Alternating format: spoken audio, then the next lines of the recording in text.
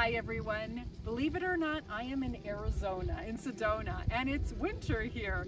I'm on the Broken Arrow Trail. We're in the Sedona area on the foothills of the Grand Canyon, and I'm here to test drive the all-new 2023 Honda Pilot. It's a 3-row SUV, and for 2023 we get a new version called the TrailSport, and there is no better place to test it and go off-roading than on this trail.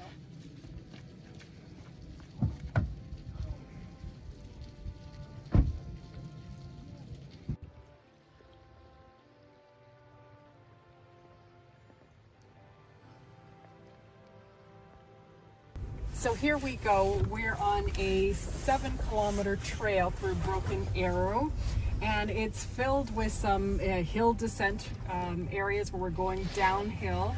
And when you're doing that, they have a hill descent feature right here, which basically will let you, acts like a cruise control system, and it will slow the vehicle down. You can go 2 kilometers downhill, and it'll actually apply the brakes for you.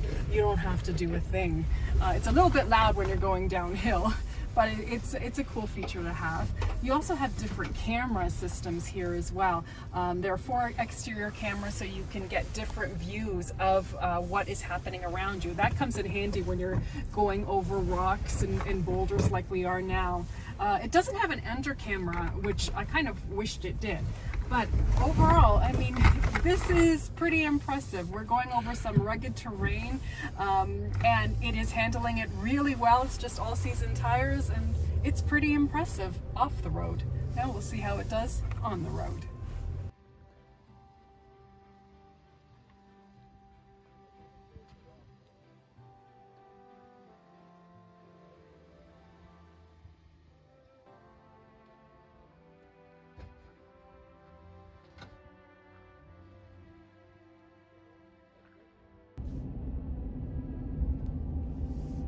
Now, under the hood of this TrailSport is a 3.5 liter V6 engine.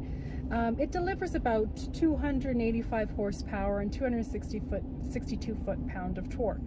It's a little bit more horsepower than the last version, about 5 more extra horsepower. It's all new, and it's also mated to a new 10-speed automatic transmission. The last transmission was a 9-speed, so it gets an extra gear. It's pretty smooth and it's pretty responsive. On the road, it feels quite comfortable.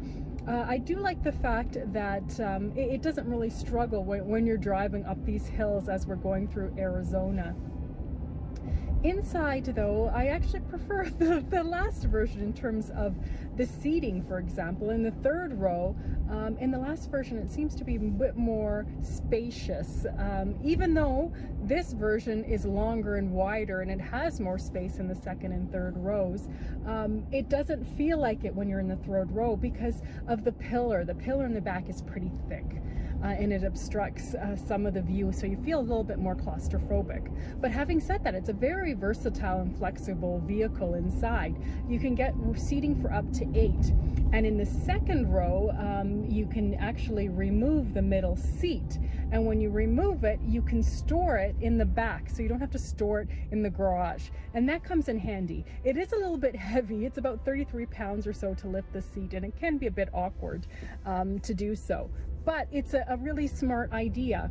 I also like the fact that the cargo space has increased as well as the cabin space. Like I say, the exterior has grown in length and in width compared to the last version. But I really do love the fact that you can get this off-roading version. I don't know how many people will take this vehicle off the beaten track, but I tell you, it is really impressive when you are going off-roading. It's very stable and comfortable and pretty quiet too. But I was really impressed with it, and I think it's going to attract a lot of people to the brand.